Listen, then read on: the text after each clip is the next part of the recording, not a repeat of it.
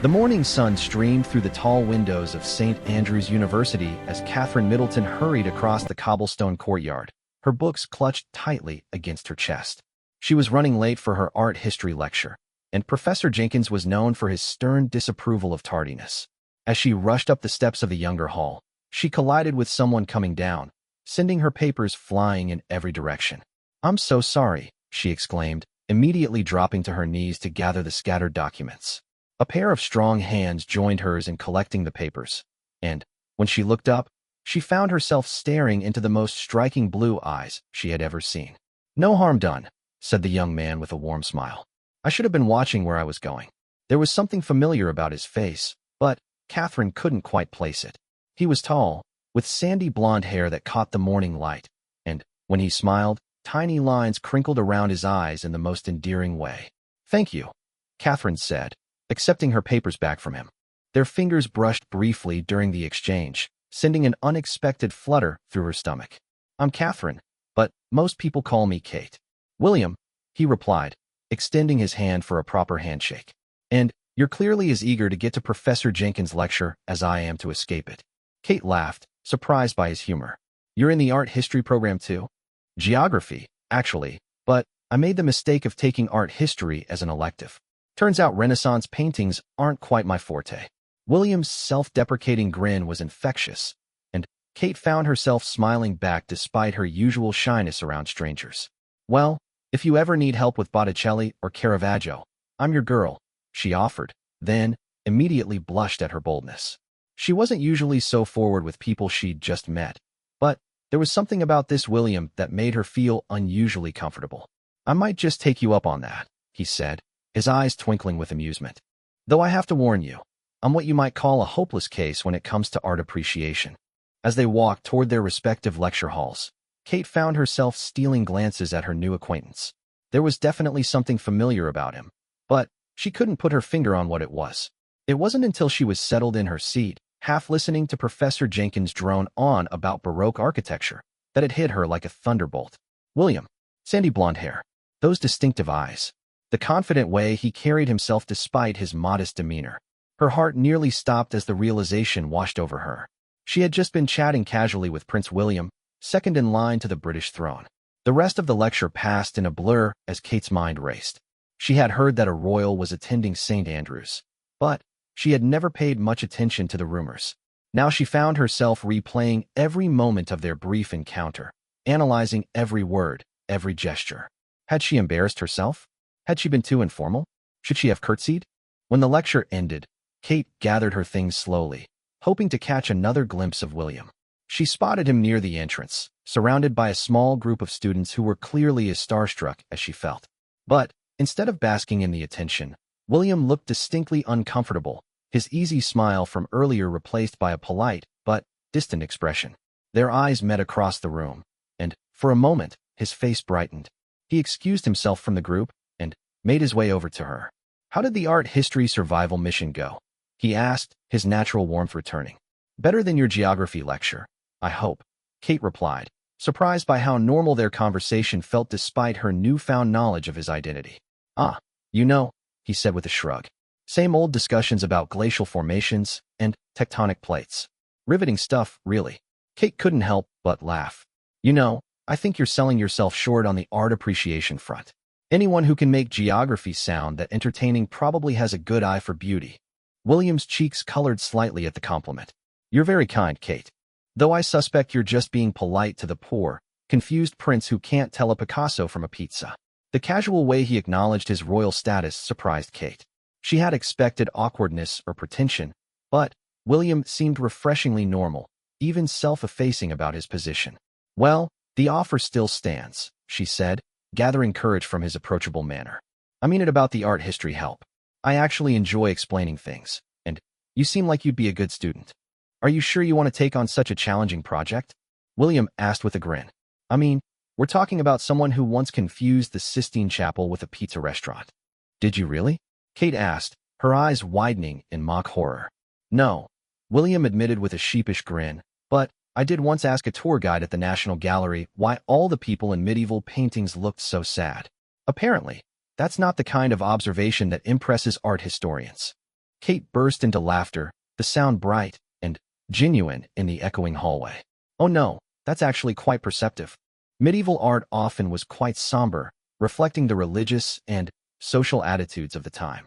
See, you're already making me sound more intelligent than I am, William said. This tutoring arrangement might work out after all. As they walked out of the building together, Kate felt a surreal sense of normalcy settling over their interaction. Yes, she was talking to a prince, but more than that, she was talking to someone who seemed genuinely nice, funny, and surprisingly down to earth. There's a coffee shop just off campus, William said as they reached the courtyard. Would you like to continue this conversation over something caffeinated? I promise to try not to embarrass myself further with my lack of cultural knowledge. Kate hesitated for just a moment. Was it appropriate to have coffee with a member of the royal family? But one look at William's hopeful expression, so different from the formal composure she'd seen him wear with the other students, made her decision easy. I'd like that, she said simply. The coffee shop William chose was small and tucked away from the main student areas, and Kate realized he had probably selected it specifically for its privacy. As they settled into a corner booth with their drinks, she noticed how his shoulders relaxed, as if he was finally able to drop an invisible guard he'd been carrying. This is nice, he said, wrapping his hands around his coffee mug. It's not often I get to have a normal conversation without someone asking me about state dinners or what the Queen had for breakfast. Do people really ask you that? Kate asked, incredulous. You'd be surprised. Last week someone wanted to know if we really eat with golden spoons. I told them only on Sundays. His deadpan delivery made Kate snort with laughter, nearly spilling her coffee. You're terrible, she said, wiping tears from her eyes. Those poor tourists probably believed you. The golden spoon thing is actually true, William said, then paused dramatically. We use them for ice cream. Much better temperature retention than silver. Kate shook her head, still giggling. I can never tell when you're being serious. That's the beauty of it, William said with a wink. Keeps people on their toes.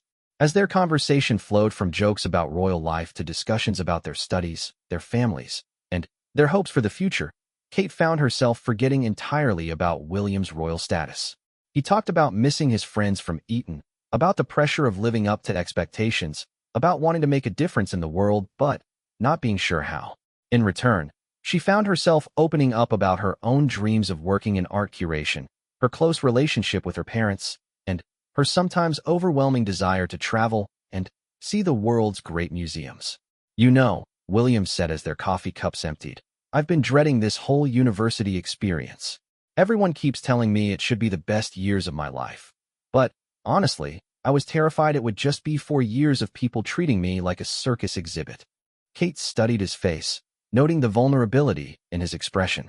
And now I'm thinking it might not be so bad after all, he said, meeting her eyes with a smile that was both grateful and genuinely warm. It's nice to talk to someone who doesn't seem to care that my grandmother happens to live in a palace.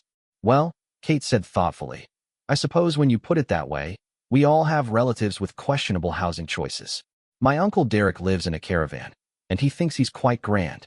William's laughter was rich and genuine, drawing glances from other patrons in the coffee shop. For the first time since Kate had realized who he was, she felt completely at ease. As they prepared to leave, William seemed to hesitate, as if weighing his words carefully. Kate, he said finally, I hope this doesn't sound presumptuous, but would you like to have dinner sometime? Nothing fancy, he added quickly. Just maybe pizza or something normal. I promise not to mention any more fictional golden utensils. Kate felt her heart skip a beat. A prince was asking her to dinner. But, more than that, a kind, funny, surprisingly normal young man was asking her to dinner, and that somehow mattered more. I'd love to, she said, and meant it completely. As they exchanged phone numbers and made plans for the following week, Kate couldn't help but marvel at the strange turn her day had taken. She had started the morning as just another university student, running late for a lecture she didn't particularly want to attend.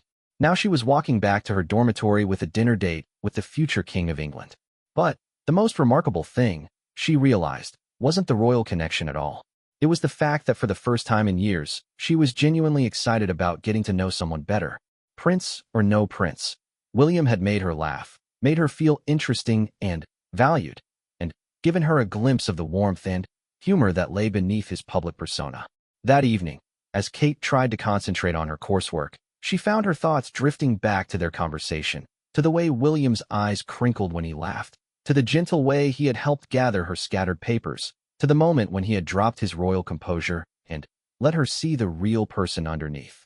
She had no way of knowing that across campus, William was having similar thoughts, marveling at how refreshingly normal Kate had made him feel, how she had treated him not as a prince or a celebrity, but simply as William.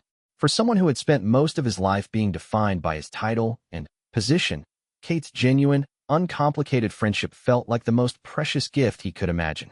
Neither of them could have predicted that this chance encounter, this collision in a university hallway, would be the beginning of a love story that would capture the hearts of people around the world. But perhaps the most beautiful thing about their meeting was its very ordinariness, the way two young people had simply found each other amusing, interesting, and worth getting to know better. As Kate finally drifted off to sleep that night, her last thought was not about tiaras or palaces or the weight of royal tradition. Instead, she found herself looking forward to seeing William smile again, to hearing his terrible jokes, and to discovering what other sides of himself he might be willing to share with someone who saw him not as a prince, but simply as a person worth knowing. 3 months had passed since that first coffee shop conversation, and Kate had learned that dating a prince was nothing like the fairy tale suggested. There were no glass slippers or magical transformations, but there was something far more precious, the gradual unfolding of a deep and genuine friendship that seemed to grow stronger with each passing day. William had been true to his word about keeping things normal. Their dates consisted of pizza nights in his dormitory, long walks along the Scottish coast, and study sessions in the university library where he would attempt to understand Renaissance art while she struggled through her psychology coursework. What surprised Kate most was how naturally they fit into each other's worlds, how effortlessly conversation flowed between them, and how William's presence had become as comfortable and necessary as her morning cup of tea. But normalcy, Kate was learning, was a luxury that came with an expiration date when you were involved with someone whose every move was of interest to the press and public. The first hint of what lay ahead came on a crisp October morning when Kate opened her dormitory door to find her hallmate, Sarah, standing there with a newspaper clutched in her hands and an expression of barely contained excitement on her face. "Kate," Sarah said breathlessly, "you need to see this." The headline made Kate's stomach drop. Prince William's mystery university girlfriend. Who is Catherine Middleton? Below it was a slightly blurry photograph of her and William walking hand in hand across campus, both laughing at something he had just said. She remembered that moment perfectly. He had been telling her about his disastrous attempt to cook dinner the night before, complete with a smoke alarm and a very understanding pizza delivery driver. "Oh no," Kate whispered, sinking onto her bed as she read the article. It was surprisingly thorough, mentioning her family background, her A-level results, even her part-time job at a local boutique. Someone had clearly done their homework, and the realization that strangers had been investigating her life made her feel exposed and vulnerable in a way she had never experienced. Her phone rang almost immediately. William's voice was tight with concern and what sounded like barely controlled anger. "Kate, I'm so sorry. I never wanted this to happen, especially not so soon. Are you okay?" "I think so," she said, though her hands were shaking as she held the phone. "It's just strange, seeing myself written about by people who don't know me at all." "I know exactly what you mean," William said softly. "I've been dealing with it my whole life. But that doesn't make it any easier when it starts affecting people I care about." "People I care about a lot," he added, his voice dropping to something more intimate. Despite her shock at seeing her private life splashed across the newspapers, Kate felt a warm flutter at his words. Their relationship had been progressing slowly, carefully, with both of them seeming to understand instinctively that what they were building together was too precious to rush. "What happens now?" she asked. "Now we figure out how to deal with this together," William said firmly. "If you want to, that is. I know this isn't what you signed up for when you agreed to have coffee with some clumsy geography student." Kate looked at the newspaper photo again, studying the expression on her own face. She looked happy, genuinely happy, in a way that she realized she had never quite achieved before meeting William. Whatever challenges lay ahead, the thought of giving up what they had found together was far more frightening than any newspaper headline. "I'm not going anywhere," she said, surprised by the strength in her own voice. The relief in William's laugh was palpable. "Thank God. I was terrified you'd decide I wasn't worth all this trouble." "Are you kidding?" Kate said, finding her sense of humor returning. "Do you know how many of my friends are going to want to know if you really do eat with golden spoons?" This could seriously boost my social status. There's the Kate I fell for, William said warmly. Terrible jokes, and all. Fell for. The words hung in the air between them, an almost confession that made Kate's heart race. They hadn't yet said the words that both of them were beginning to feel, but moments like this made it clear that their relationship was evolving into something deeper and more serious than either of them had initially expected. The next few weeks brought a crash course in media attention that nothing could have prepared Kate for. Photographers began showing up at her classes. Her family's home was suddenly of intense interest to tabloid journalists, and her every outfit choice was analyzed and critiqued in magazines she had never heard of. The girl who had grown up in relative anonymity in Bucklebury suddenly found herself described as everything from refreshingly normal to ambitious social climber, depending on which publication was doing the describing. Through it all, William proved to be a steady and protective presence. He taught her tricks for avoiding photographers, showed her how to handle intrusive questions with polite but firm boundaries, and, most importantly, reminded her constantly that the person she was in private, the woman he was falling in love with, was far more real and important than any public perception created by strangers with cameras and keyboards. The hardest part, he told her one evening as they sat in his room, both exhausted from a day of trying to attend classes while being followed by a small army of journalists, is remembering that what we have together is ours. It doesn't belong to them, no matter how much they might write about it. Kate curled up next to him on the small dormitory sofa, drawing comfort from his solid presence. How do you do it? How do you stay sane with all of this attention all the time? Honestly, I don't always, William admitted. There are days when I want to tell everyone to leave me alone, when I wonder what my life would have been like if I had been born someone else. But then, I remember that this is the hand I've been dealt, and I can either let it make me bitter or I can try to use whatever influence I have to do some good in the world. He turned to look at her, his expression serious. And, lately, I've been thinking that having someone to share it with makes all the difference. Someone who knew me before they knew what I represented, who likes me despite my terrible taste in music and my inability to make a decent cup of tea. Your tea really is awful, Kate agreed solemnly, then broke into a grin. But your taste in music is actually improving. I heard you humming that Coldplay song I recommended. That was a moment of weakness, William protested, but he was smiling too. As autumn turned to winter, their relationship deepened in ways that felt both natural and extraordinary. Kate met William's friends from Eden, who welcomed her with a warmth that suggested William had chosen well. In return, William spent weekends at the Middleton family home, charming Kate's parents with his genuine interest in their lives and his obvious affection for their daughter. The most telling moment came during a particularly brutal week in November when the media attention reached fever pitch. Kate had been chased by photographers on her way to class, causing her to miss an important seminar, and that evening she found herself in tears from the stress and frustration. William arrived at her dormitory within minutes of her tearful phone call, bringing chocolate, tissues, and a fierce protectiveness that surprised them both with its intensity. I can't stand this, he said, pacing her small room like a caged animal. I can't stand watching them hurt you. Can't stand seeing you upset because of something you never asked for. It's not your fault, Kate said softly. Isn't it? William stopped pacing and turned to face her. If I hadn't been so selfish, if I had thought more about what this would mean for you before I let myself fall in love with you. Let yourself fall in love with me. Kate repeated, her heart stopping. William's eyes widened as he realized what he had just said. They had been dancing around the words for weeks, both feeling them, but neither quite ready to make that final leap. Now, in a moment of emotional vulnerability, the truth had slipped out. Yes, he said quietly, sitting down beside her on the bed. I love you, Kate. I think I started falling in love with you that first day in the hallway, when you laughed at my stupid joke and treated me like I was just another clumsy student. I love how you make me feel normal, how you challenge me to be better, how you never let me get away with taking myself too seriously.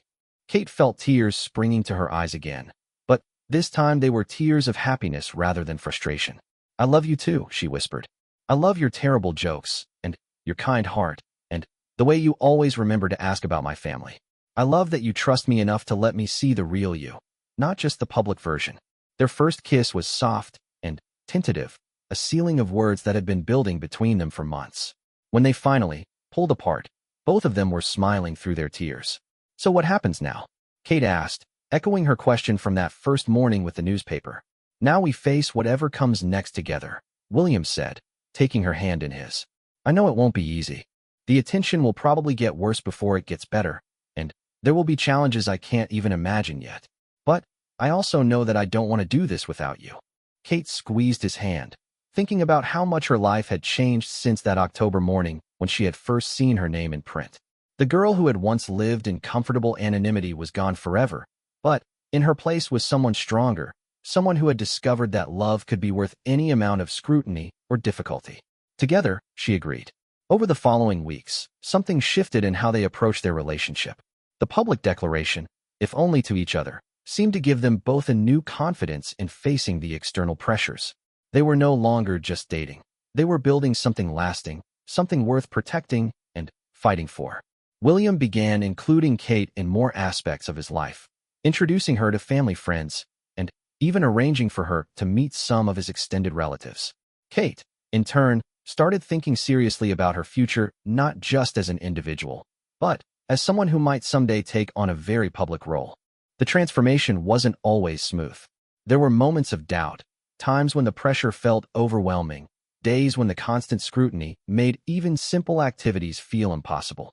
But there were also moments of profound connection, quiet evenings when they could forget about the outside world and focus on the simple pleasure of each other's company. One snowy December evening, as they walked hand in hand through the streets of St. Andrews, Kate realized that she could no longer imagine her life without William in it. The boy she had literally run into 6 months earlier had become her best friend, her confidant, and her partner in navigating a world neither of them had been fully prepared for. Penny for your thoughts? William asked, noticing her contemplative mood. Just thinking about how different everything is now, Kate said. 6 months ago, I was just another university student worried about exams and wondering what to do with my life after graduation. Now you're dating someone with even worse study habits than you have. William suggested with a grin. Kate laughed, bumping his shoulder with hers. Now I'm thinking about futures I never imagined, challenges I never expected, and somehow feeling more excited about all of it than I ever did about my original plans. William stopped walking and turned to face her, his expression serious despite the snow beginning to fall around them. Kate, I need you to know that I never take for granted what you've given up to be with me. The privacy, the anonymity, the simple life you could have had with someone else. William, Kate interrupted, reaching up to touch his cheek. You didn't take anything from me. You gave me something I didn't even know I was looking for. You gave me you. As they kissed in the falling snow, both of them understood that they had crossed another threshold together. They were no longer just two university students figuring out their feelings for each other. They were partners, committed to building a life together despite the unique challenges that lay ahead. The future remained uncertain, full of questions neither of them could yet answer. But as they walked back to campus that night, hand in hand through the December snow, both Kate and William felt a quiet confidence that whatever came next, they would face it together. Love, they were learning, wasn't just about the easy moments or the fairy tale romance. It was about choosing each other again and again through every challenge and every change. The years following university brought challenges that would test the strongest of relationships. For William and Kate, who had built their love in the relatively protected bubble of student life, the transition to the real world meant facing pressures and expectations that no amount of preparation could have made easy. Kate found herself in an impossible position after graduation. Too well known to live a completely normal life, but not yet officially part of the royal family. She existed in a strange limbo that the British press seemed determined to make as uncomfortable as possible. Every job application was scrutinized, every public appearance analyzed, every choice she made dissected by strangers who felt entitled to opinions about her life. When she took a position with Jigsaw, a high-end fashion accessories company, the headlines were immediate and harsh. Kate's fashion dreams, declared one paper, while another questioned whether she was serious enough for a future royal role. The criticism stung, particularly because Kate had always prided herself on her work ethic and intelligence, qualities that seemed invisible to critics who preferred to focus on her appearance and social background. William, meanwhile, was beginning his military training at Sandhurst, a demanding program that left little time for the careful nurturing their relationship had always required. The physical distance was challenging enough, but the emotional toll of being apart during such a formative period in both their lives proved even more difficult. I miss you, Kate said during one of their brief phone conversations, trying to keep the loneliness out of her voice. William's training schedule was intense, and their opportunities to talk were limited to snatched moments between his obligations. I miss you too, William replied, and she could hear the exhaustion in his voice. I keep thinking about that last night in St. Andrews, when we talked about facing everything together. I just didn't realize how hard together would be when we're barely able to see each other. The strain was beginning to show in ways neither of them wanted to acknowledge. Kate threw herself into her work, partly out of genuine interest, but partly as a way to fill the long hours when William was unavailable. She developed friendships with her colleagues, explored London's art galleries and museums, and tried to build a life that felt meaningful despite the constant background noise of public scrutiny. William, surrounded by fellow cadets who treated him with professional respect but personal distance, found himself questioning everything from his career path to his readiness for the serious relationship he and Kate had built. The isolation was profound, and for the first time since meeting Kate, he began to wonder whether he was being fair to either of them by continuing a relationship that demanded so much sacrifice from her while offering so little security in return. The crisis came 6 months into William's training, during a weekend when they had planned to spend time together at Highgrove, Prince Charles's country estate.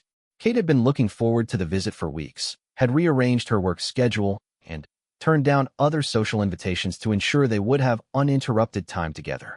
But when William arrived, he seemed distant and distracted, his responses to her questions shorter than usual, his famous warmth notably absent. They went through the motions of a romantic weekend, long walks through the gardens, quiet dinners, even a visit to the nearby village. But Kate could sense that something fundamental had shifted. "What's wrong?" she finally asked on Sunday morning as they sat over breakfast, the newspaper headlines about their weekend already speculating about engagement announcements and wedding plans. "You've been somewhere else entirely since you got here." William looked up from his untouched breakfast, his expression conflicted.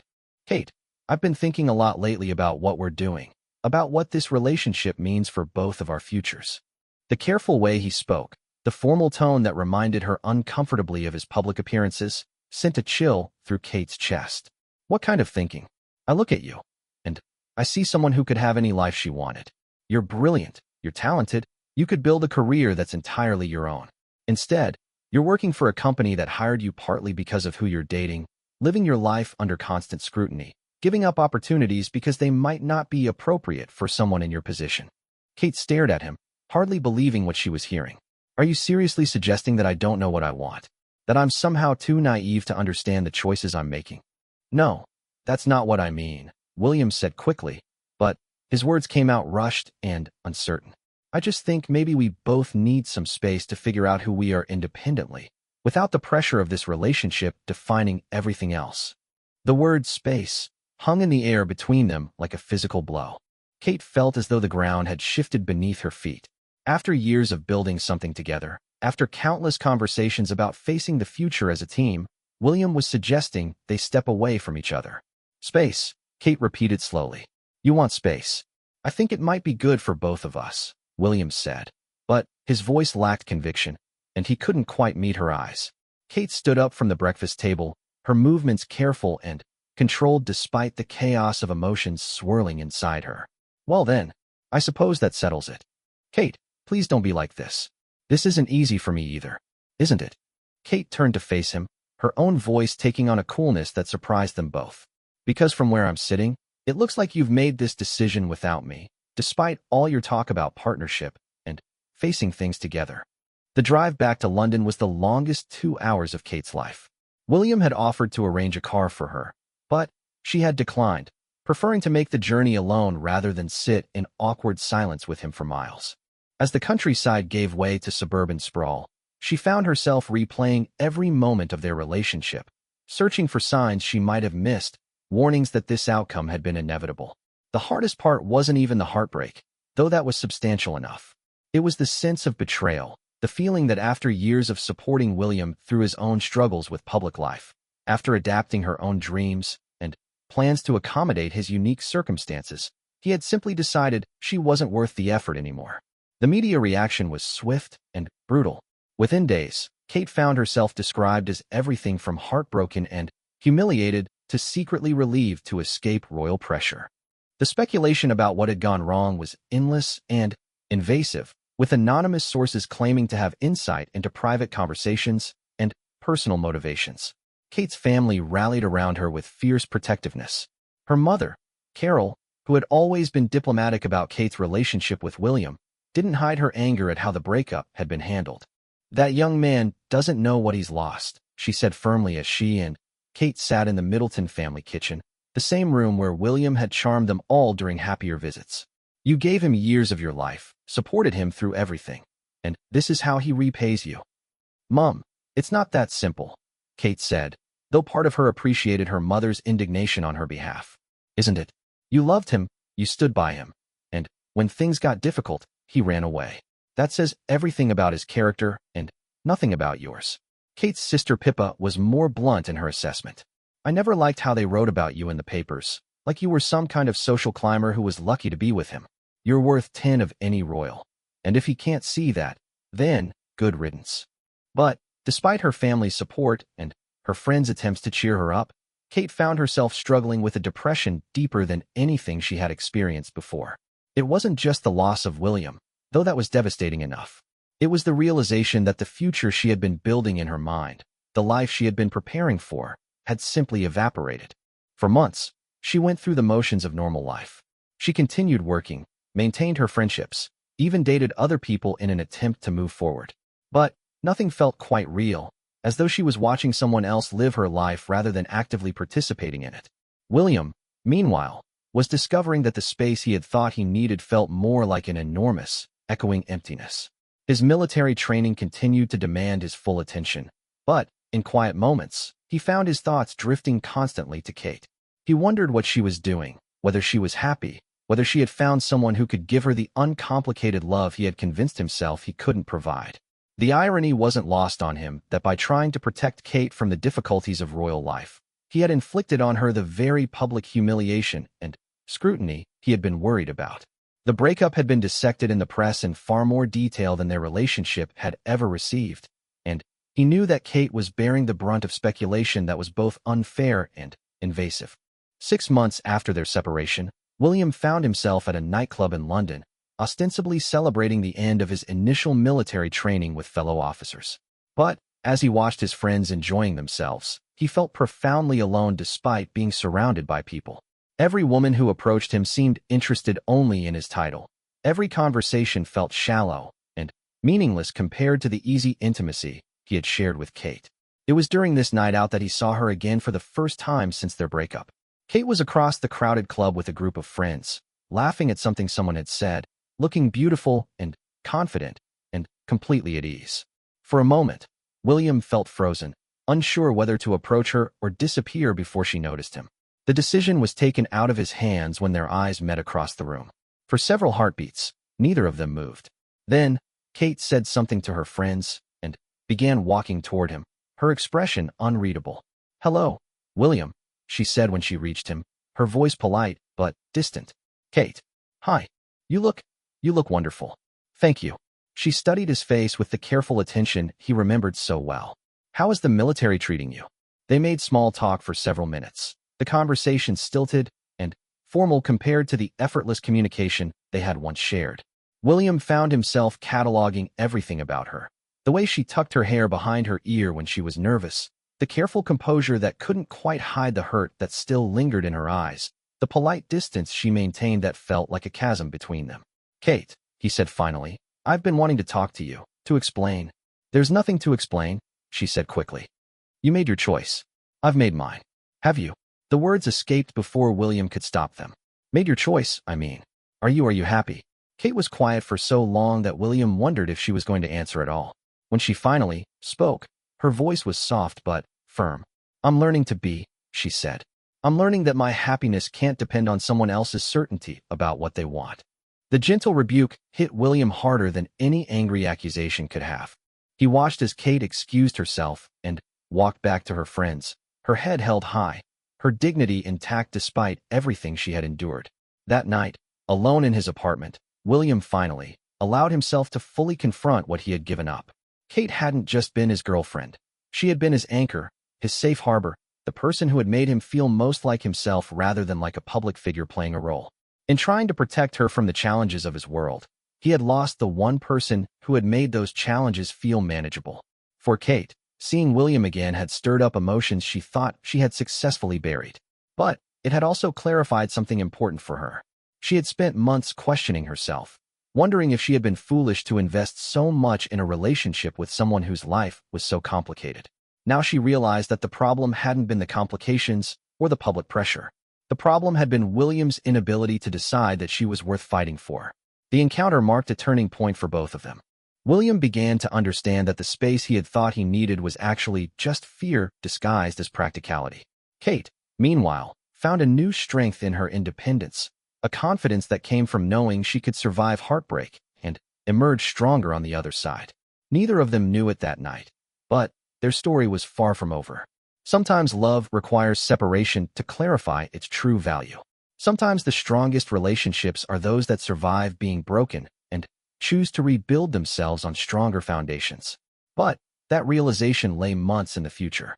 For now, they were two people learning to live separately, each carrying the memory of what they had built together and the quiet hope that someday they might find their way back to each other. The phone call came on a rainy Thursday evening in March, nearly 10 months after their separation. Kate was at home in her London flat, reviewing photographs from a recent art exhibition she had helped organize, when her mobile rang. She glanced at the screen and felt her heart skip a beat. William. They had spoken perhaps half a dozen times since that encounter at the nightclub, brief conversations at mutual friends' parties or chance meetings around London.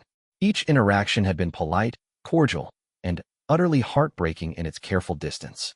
Kate had begun to accept that whatever they had once shared was truly over, that they would remain pleasant acquaintances with a history neither of them quite knew how to discuss. "Hello, William," she said, proud of how steady her voice sounded. "Kate, I hope I'm not interrupting anything important."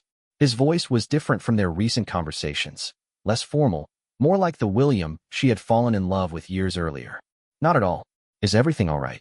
Despite everything that had passed between them, her first instinct was still concern for his well-being.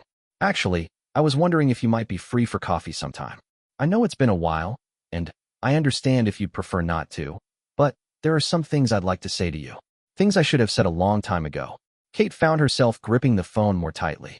The careful composure she had built over the past months felt suddenly fragile. "What kind of things?" "The kind that are probably better said in person, if you're willing to give me that chance." The vulnerability in his voice was unmistakable, so different from the confidence she remembered from their university days or even from their recent brief encounters. This was the William she had glimpsed in private moments, when his royal training fell away and she could see the uncertainty and longing underneath. "All right," she heard herself saying. "Coffee. But somewhere quiet, please. I don't fancy reading about our conversation in tomorrow's newspapers."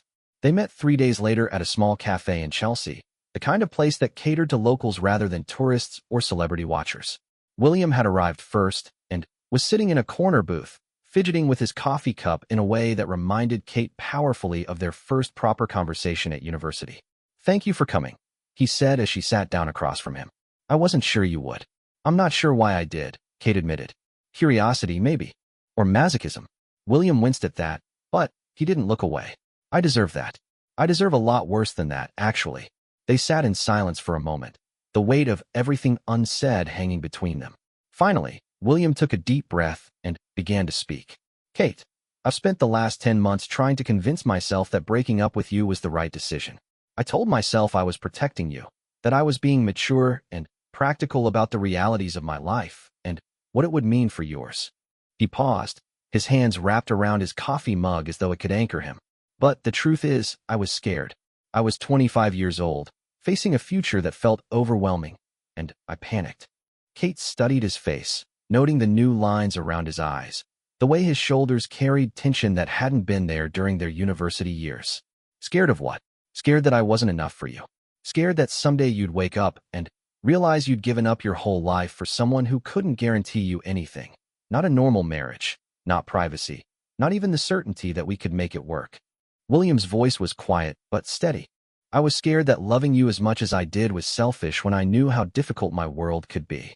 So you made the decision for both of us," Kate said, and though her voice was calm, William could hear the old hurt underneath. Yes, and it was the stupidest thing I've ever done. William finally looked directly at her, his blue eyes intense with emotion. Kate, these past months without you have been the loneliest of my life. Not because I don't have friends or family or obligations to keep me busy, but because none of it means anything without someone to share it with. Without you to share it with. Kate felt her carefully constructed defenses beginning to crack. William, you can't just call me up after 10 months and expect everything to go back to the way it was. You hurt me. You made me feel like everything I had given up for our relationship, everything I thought we were building together, was worthless to you. I know. William's voice was thick with regret. I know I hurt you, and I know that saying I'm sorry doesn't undo that. But, Kate, you were never worthless to me. You were everything to me, and that terrified me more than any royal duty or public scrutiny ever could. Then why? The question came out as almost a whisper. Why throw it all away? William was quiet for a long moment, visibly struggling with how to articulate something he was perhaps only now beginning to understand himself. Because I thought love was supposed to be easy. I thought if we were really meant to be together, it wouldn't require so much sacrifice from you, so much uncertainty, so much faith in an unknown future. When the pressure started building and the challenges felt overwhelming, I convinced myself that real love wouldn't feel so complicated. He reached across the table as if to take her hand, then stopped himself. I've learned something important these past months, Kate. Love isn't supposed to be easy. Real love is choosing someone again and again, even when it's difficult, even when you can't see the whole path ahead. It's having faith that what you're building together is worth whatever challenges come your way. Kate felt tears pricking at her eyes, but she blinked them back. And you think that's what we had? I think that's what we could have again, if you're willing to try. I think we could build something even stronger than what we had before, because now we both know what it's like to lose it. William's voice was earnest, almost pleading. Kate, I'm not the same person who panicked and ran away 10 months ago. I've done a lot of growing up, and I've learned that certainty isn't about knowing what the future holds. It's about knowing who you want to face that future with. Kate stared down at her untouched coffee, her mind racing. The rational part of her wanted to protect herself, to point out that he had already shown her once that he would abandon their relationship when things got difficult. But another part of her, the part that had never quite stopped loving him despite everything, was listening to the sincerity in his voice and remembering all the reasons she had fallen in love with him in the first place. I'm not the same person either, she said finally. The last 10 months haven't exactly been easy for me. I've had to learn how to be happy on my own, how to build a life that doesn't revolve around someone else's decisions or moods or uncertainties. I know, and I can see that in you, even in the short time we've been talking today. You're stronger, more confident. You've become even more of the remarkable woman I fell in love with. William's smile was sad, but genuine. I'm not asking you to give up that independence, Kate. I'm asking you to consider whether we might be able to combine your strength and my determination to create something better than what either of us could build alone. Kate finally looked up at him, and for a moment, she saw past the months of hurt and separation to the essence of what had always drawn them together. William's fundamental kindness, his desire to do good in the world, his ability to make her laugh even in serious moments. All of it was still there, but tempered now with a maturity that hadn't been present during their university years. What exactly are you asking me, William? I'm asking for another chance. Not to go back to the way things were, but to start fresh with everything we've both learned. I'm asking you to let me prove that I won't run away again when things get complicated, that I'm ready to be the partner you deserved the first time around. Kate was quiet for several long minutes, weighing everything he had said against the pain of the past months and her own hard-won independence. Finally, she spoke. If we were to try again, and I'm not saying yes, I'm saying if, it would have to be different. I won't spend my life wondering when you're going to decide I'm too much trouble again. I won't put my dreams on hold waiting for you to figure out whether you're ready for a real relationship. I understand. What would you need from me to feel secure in giving us another chance? Honesty. Complete honesty about your feelings, your doubts, your fears. If you're having second thoughts, I need to know immediately, not after you've spent months agonizing about it alone. Kate's voice grew stronger as she articulated what she needed. And I need to know that you're not just lonely or nostalgic about what we had. I need to know that you genuinely want to build a future together, with all the challenges that entails. Kate, I've never been more certain of anything in my life. William's voice was steady and sure. These past months have shown me exactly what my life looks like without you, and it's not a life I want to live. I want to wake up next to you for the rest of our lives. I want to face whatever comes next knowing that we're facing it together. I want to marry you, if you'll have me. The word marry hung in the air between them, more serious and intentional than any conversation they had ever had during their first relationship. Kate felt her heart racing, but also a strange sense of calm, as though a decision she hadn't realized she was making had suddenly become clear. You really hurt me, William, she said softly. I know, and I'll spend the rest of my life making sure I never hurt you like that again. Kate reached across the table and, finally, took his hand, feeling the familiar warmth and strength of his fingers intertwined with hers. I love you, she said simply. I never stopped loving you, even when I wanted to hate you for what you put us both through. I love you too, William said, his voice breaking slightly with emotion. More than I ever knew how to express the first time around. They talked for hours that afternoon, working through the pain and misunderstandings of their separation, discussing how they wanted to approach their relationship this time around, and beginning to envision a future that felt both familiar and entirely new. When they finally left the cafe, they were holding hands again, but it felt different from their university days, steadier, more intentional, grounded in a deeper understanding of what love really required. The reconciliation wasn't immediately public, partly by design, and partly because both William and Kate needed time to rebuild their relationship on solid ground before subjecting it to external scrutiny. They spent quiet evenings at Kate's flat, long walks in private parks, and careful conversations about everything they had learned during their time apart. The media eventually caught on, of course, but the coverage felt different this time around. Perhaps it was because both William and Kate carried themselves with new confidence. Or perhaps it was because their love story now included the very human elements of struggle and reconciliation that made it more relatable to people whose own relationships had weathered difficult times. One evening, about 3 months after their reconciliation, as they sat together on Kate's sofa reading in comfortable silence, William looked up from his book and watched Kate as she concentrated on a photography magazine. What? She asked, noticing his attention. Nothing. I'm grateful. For the second chance, for everything you've taught me about love and commitment. For being brave enough to trust me again when I hadn't really earned it yet. Kate set down her magazine and moved closer to him on the sofa. You're earning it every day, she said, kissing him softly. We're both earning it. As they settled back into their reading, both of them felt a quiet contentment that was different from the passionate intensity of their early relationship, but somehow deeper and more sustainable. They had learned that love wasn't just about the easy moments or the fairy tale romance. It was about choosing each other again and again through every challenge and every change. And they were both finally ready to make that choice, fully and without reservation, for the rest of their lives. The proposal came exactly 2 years after their reconciliation, on a crisp October morning during what was supposed to be a routine weekend trip to Kenya. William had been planning it for months, carrying his grandmother's engagement ring in his backpack through 3 different countries, waiting for the perfect moment that would honor both their love story and Kate's deserving of something truly special. They were staying at a small luxury lodge in the foothills of Mount Kenya, the same region where William's father had proposed to his mother decades earlier.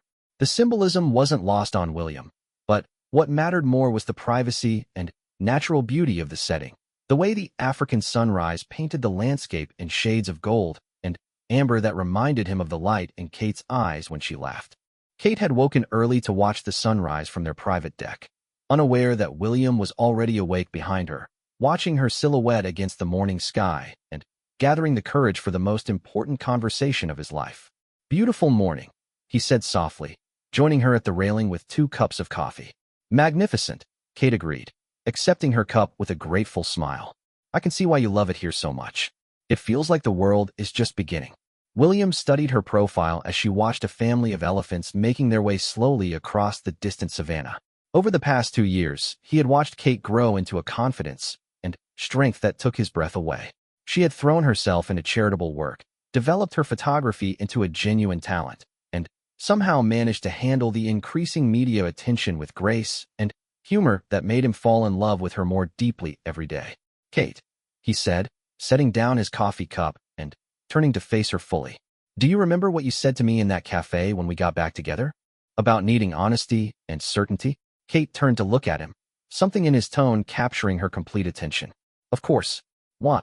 Because I want to give you the most honest and certain answer I've ever given to anything.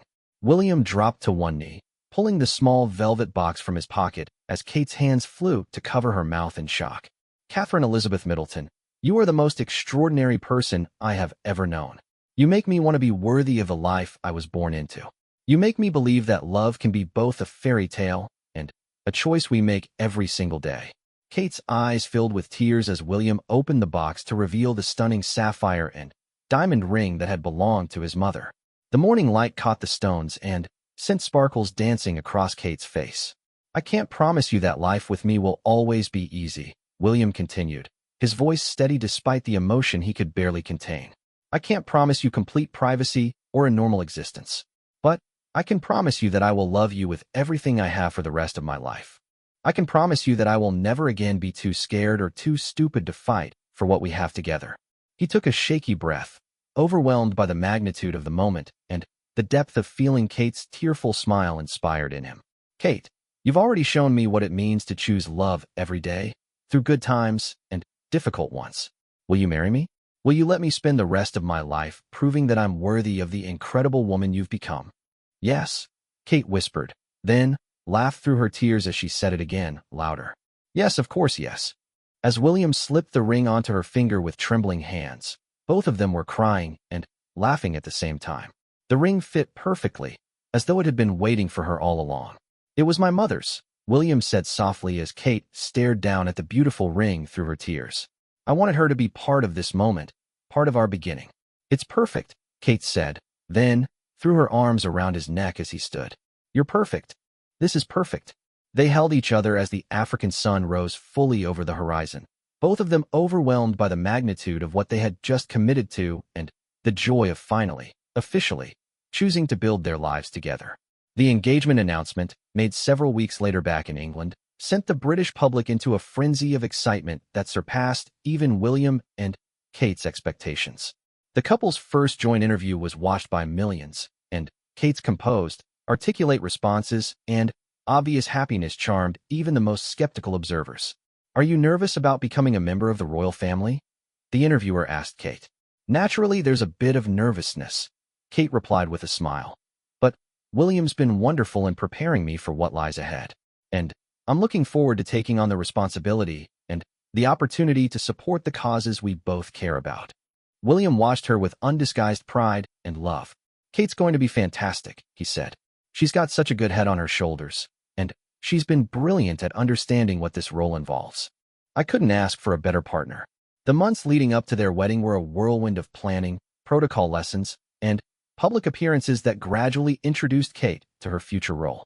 She handled it all with a poise that impressed even the most senior members of the royal household. But what touched William most were the quiet moments between the public obligations when Kate would confess her nervousness or excitement about their approaching marriage. Sometimes I can't believe this is really happening, she told him one evening as they walked through the gardens at Clarence House, taking a rare, quiet moment together between wedding preparations. I keep thinking I'm going to wake up and discover it's all been an elaborate dream. If it is a dream, I hope I never wake up, William replied, stopping to pull her into his arms under the stars. Kate, I know the next few months are going to be intense, and I know our wedding is going to be far more public than either of us would have chosen for ourselves. But I want you to remember that underneath all the ceremony and protocol, this is about us. It's about two people who found each other and decided to build a life together. I know, Kate said softly, and I wouldn't change any of it, not even the complicated parts. You're worth all of this, and more. The wedding day itself, April 29th, 2011, dawned clear and bright, as though even the weather was cooperating with the fairy tale that was about to unfold. Kate woke up in the Goring Hotel, surrounded by her family and closest friends, feeling a mixture of excitement and surreal disbelief that this day had finally arrived. As her mother helped her into the stunning Alexander McQueen gown that had been designed in absolute secrecy, Kate thought about the journey that had brought her to this moment. From that clumsy collision in a university hallway to standing on the threshold of becoming a princess, it had been a path filled with more challenges and growth than she could ever have imagined. "You look absolutely beautiful, darling," Carol Middleton said, tears in her eyes as she stepped back to admire her daughter. "Are you ready for this?" "I've never been more ready for anything in my life," Kate replied, and she meant it completely. Meanwhile, at Clarence House, William was experiencing his own mixture of excitement and nerves as he prepared for the biggest day of his life. His brother Harry, serving as best man, was doing his best to keep the mood light with jokes and stories, but William's thoughts were entirely focused on Kate and the moment when he would finally be able to call her his wife. "Any last-minute doubts?" Harry asked as they prepared to leave for Westminster Abbey. "Not a single one," William replied without hesitation. "I've never been more certain of anything. She's everything I ever hoped to find, and more than I ever dared to dream I deserved."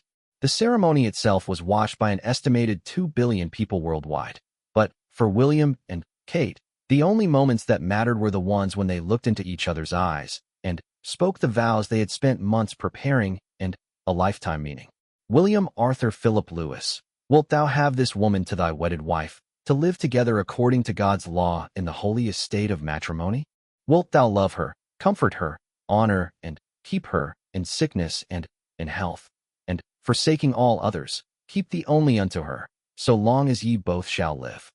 "I will," William said clearly, his voice strong and sure as he looked directly at Kate. When it came time for Kate's vows, her voice was steady and filled with joy. "I will," she said, and in those two simple words was contained all the love, commitment, and faith in their future that had sustained them through years of challenges and brought them to this perfect moment. The kiss on the balcony of Buckingham Palace, witnessed by hundreds of thousands of cheering spectators below and millions more watching around the world, was both a public celebration and an intensely private moment of triumph for two people who had learned that love was worth fighting for. "Hello, wife," William whispered against Kate's lips as they stepped back from their first kiss as a married couple. "Hello, husband," Kate replied, her smile radiant with happiness. As they waved to the crowds and prepared for the reception that would celebrate their union with family and friends, both William and Kate felt a profound sense of completion. They had traveled a long road to reach this moment, filled with separations and reconciliations, doubts and certainties, challenges that had tested them, and joys that had sustained them. But perhaps the most beautiful thing about their wedding day was not the pageantry or the global attention, but the simple fact that it marked not an ending, but a beginning. They were no longer just William and Kate, two people who had found love against considerable odds. They were now a partnership, a team, two people who had chosen each other completely, and were ready to face whatever came next together. Later that evening, during the private reception at Buckingham Palace, William pulled Kate aside for a quiet moment away from their celebrating guests. "Any regrets?" he asked, echoing Harry's earlier question, but with a different meaning entirely. "Only that it took us so long to get here," Kate replied, looking down at her wedding ring with wonder. "And maybe that we can't do it all over again tomorrow." "Who says we can't celebrate it again tomorrow?" William asked with a grin. "And the day after that, and every day for the rest of our lives." "Is that a promise?" Kate asked, moving into his arms for a dance to music that drifted from the reception hall. "It's a vow," William said seriously. "The most important one I'll ever make." As they swayed together in the quiet corridor, both of them understood that they had crossed the final threshold from courtship to marriage, from individual dreams to shared destiny. The girl who had literally run into a prince at university had become a princess, not through magic or luck, but through love, determination, and the courage to believe that some things are worth waiting and fighting for. Their love story had captured the imagination of people around the world not because it was perfect, but because it was real. It included struggle and separation, doubt and reconciliation, the very human process of two people learning how to love each other fully and completely. In a world where fairy tales often seem impossible, William and Kate had proven that with enough patience, commitment, and faith, even the most unlikely love stories can have the happiest of endings. And this ending was really just the beginning of their greatest adventure together, a lifetime of love, service, and the quiet daily miracle of choosing each other, again and again, for all the years to come.